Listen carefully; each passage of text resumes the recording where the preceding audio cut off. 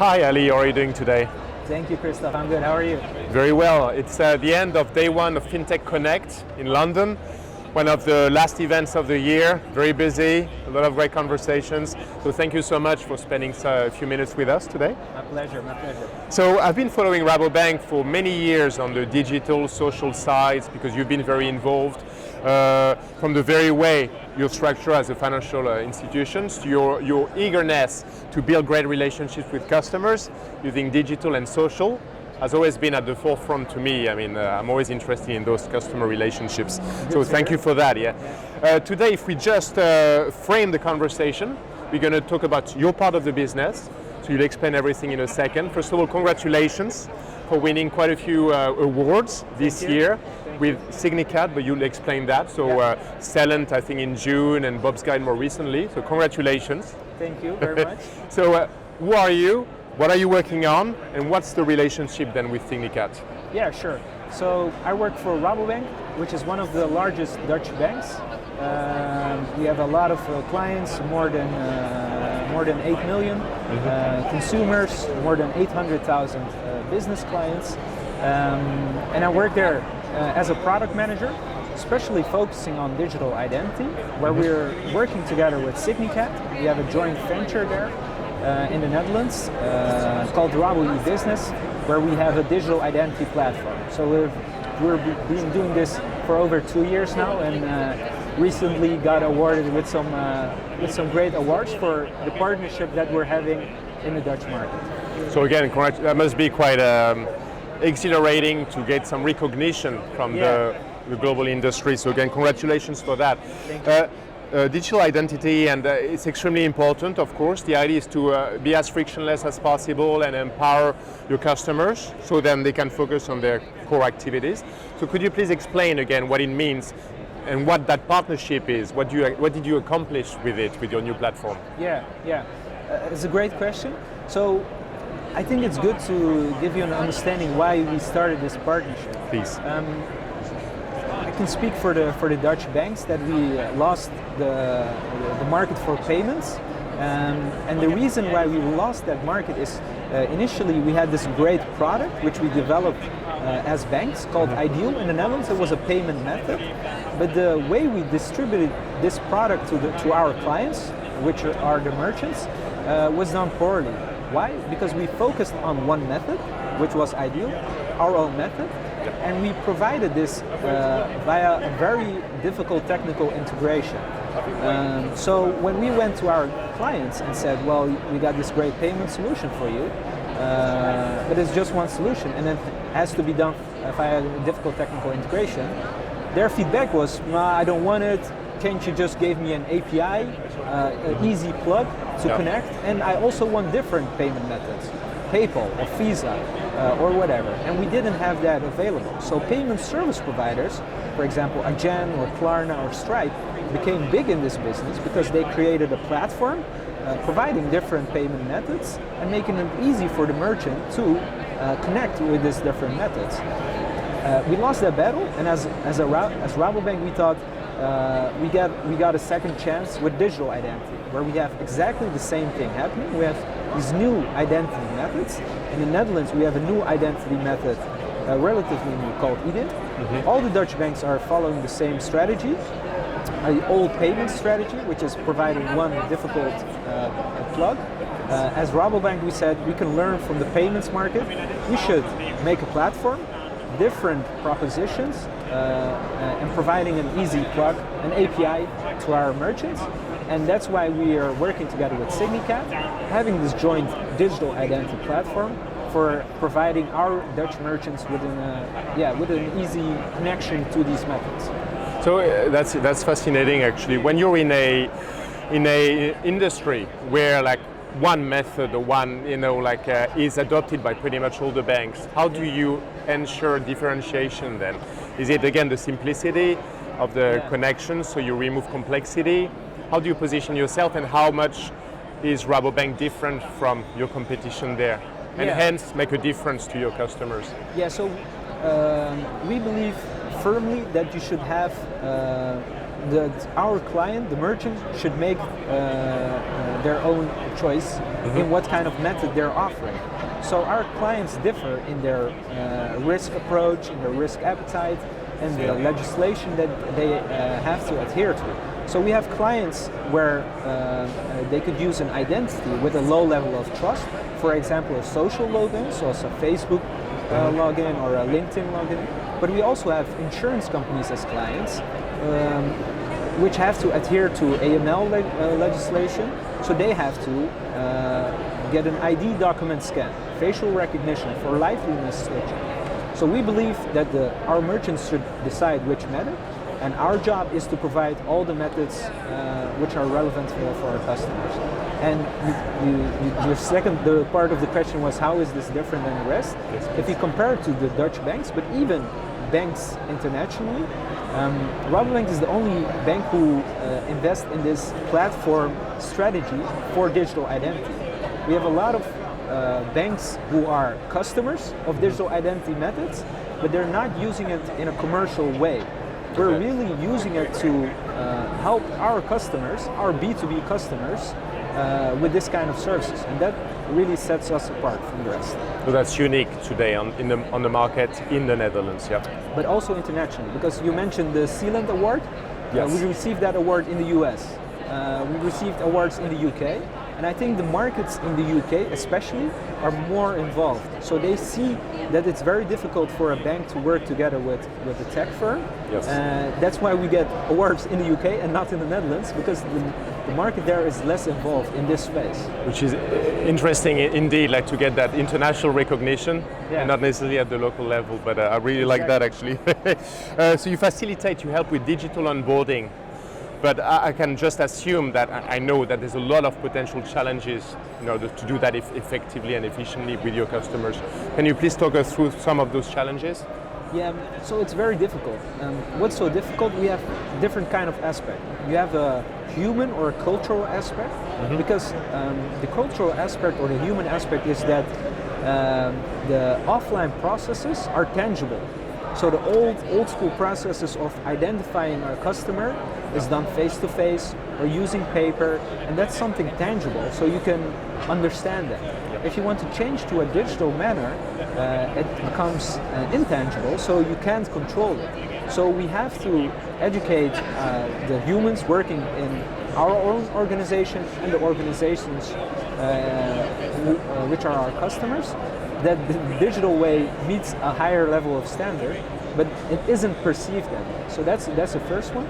Second one is that legislation is also based on paper processes and offline processes. So we could now implement digital ways which are safer, more secure, but the legislation wants an offline process. We have, for example, in the Netherlands, tax law that requires you to see a physical copy of a passport. Well, we could make that process digital, but it wouldn't be correct with the law. So you're basically limited as of today by the current regulation. So if I step back again, does it mean that Rabobank is taking or is going to take a more proactive role in terms of trying to modernize the regulation in the Netherlands? And you've started to lobby, I would love to say yes, and we're trying to. Obviously, we're trying to talk to the government. We're trying to talk, for example, to the tax authority in the Netherlands, because we firmly believe in this market of digital identity.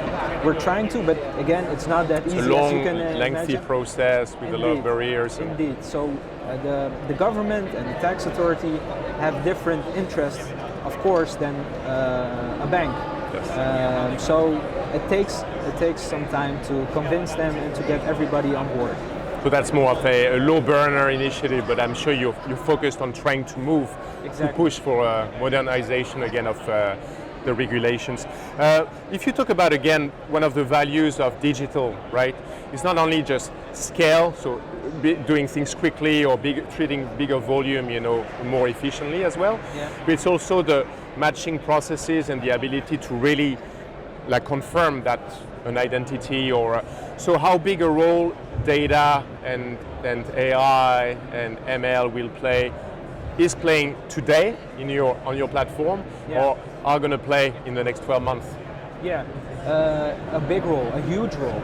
But maybe to clarify, we're basically a shop.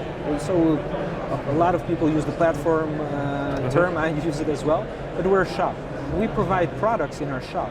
And those products are going to be AI products or machine learning products. And we still have to discover what is and what isn't possible. I've talked about legislation. Legislation is sometimes outdated in what is possible now. So it's going to be very interesting in how new machine learning algorithms can identify a person, and if we, as a government, as a tax authority, as a bank, are going to accept what the machine sees and what a human eye sees. So it's going to be very interesting, and I think that it is going to take a huge role. So it's very much a live and learn process, experimentation, to fully grasp the potential, and as you say, the reliability as well of that system, because that's probably the main concern is it really, can we really trust it, and with minimum manual intervention and processing. But as we know, actually, from where we sit at the Fintech Power 50, we're managing relationships, we're dealing with loads of various fintech, a lot of them in RegTech, and RegTech again is a lot about, KYC, eKYC, AI, so ML, to make sure, again, exactly, they can help their customers ramp up, modernize, and meet their risk criteria using modern technologies to do so. So to me, it's one of the most fascinating elements or within the fintech industry, because it's so important. And we're talking about risk, which is critical for any bank. We're talking about automation, so lowering the operational costs, so driving efficiencies as well, and removing friction, so providing at the end, hopefully that's the goal, a better, cleaner, faster customer experience as well. Onboarding being key in that whole process. So I think I'm very keen to follow you closely in the next 6 to 12 months and to see what's going to happen there.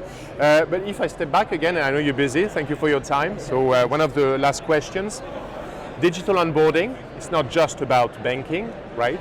So many industries, or pretty much every industry is trying to find ways to be compliant, manage risk, and yet again onboard people, customers more quickly and more effectively, efficiently. So do you have any good examples from outside financial services, examples which might be a source of inspiration for you at Rabobank, or should be for banks globally? Yeah, I think it's an interesting question.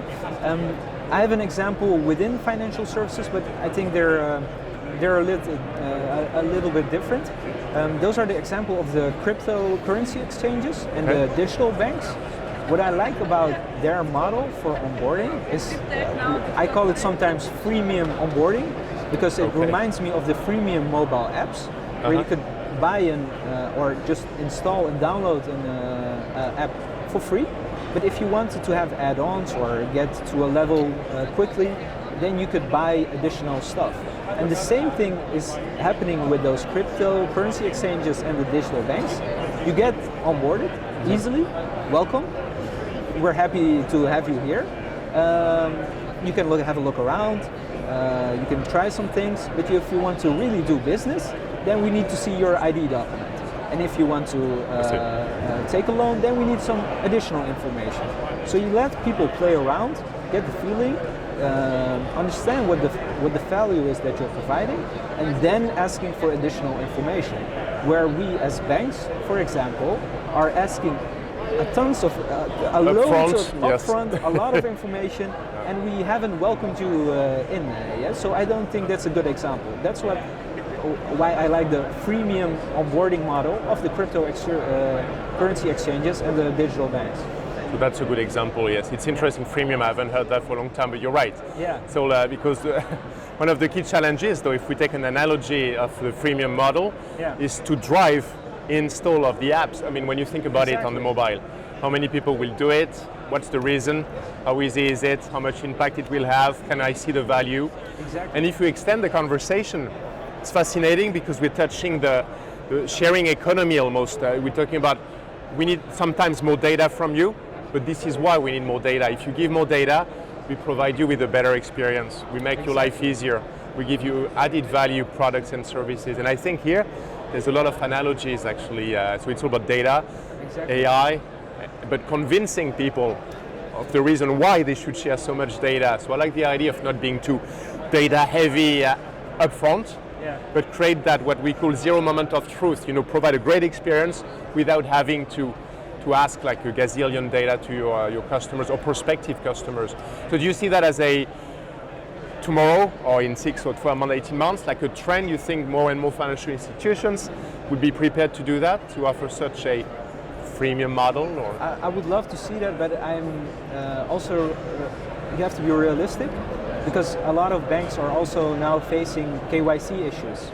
Yes. So in the Netherlands, all the banks are facing KYC issues, so I have to, if I want to convince the board for Rabobank to Say good luck. Yeah, exactly. to accept a freemium onboarding model at this moment, where we have a lot of pressure coming from governments, because there's a lot of financial crime, financial fraud going on, to introduce this kind of freemium onboarding. I think it's going to be a very short conversation with the board, but I hope we can get around and see the value of this kind of onboarding. But I guess it's good that it exists, because then it helps you potentially build a business case and try to convince of the value of using such an approach. You're right, it's very forward thinking as of today in the industry, so that seems a pretty tough sell. But and anything else from outside financial services which is worth mentioning today, or in terms of onboarding? Or that's the main example you'd like to put? I think that's the main. So outside of financial services, I haven't met one exactly. I wouldn't also focus on an industry initiative.